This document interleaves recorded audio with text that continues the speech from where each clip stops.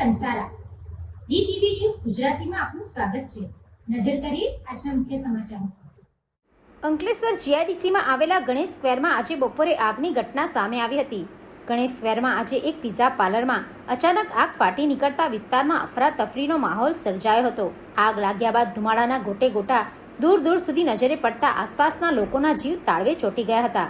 ઘટનાની જાણ થતાં જ ડીપીએમસીના 3 ફાયર ટેન્ડરો તાત્કાલિક ઘટના સ્થળે દોડી આવ્યા હતા અને ભારે જહેમત બાદ આગ ઉપર કાબુ મેળવ્યો હતો। આગ રહેણાંક વિસ્તારની નજીક લાગતા પોલીસ અને વહીવટી તંત્ર પણ સતર્ક બન્યું હતું।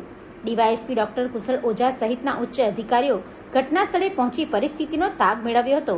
પ્રાથમિક તપાસમાં પિઝા શોપમાં શોર્ટ સર્કિટના કારણે આગ ફાટી નીકળી હોવાનું અનુમાન વ્યક્ત કરવામાં આવી રહ્યું છે।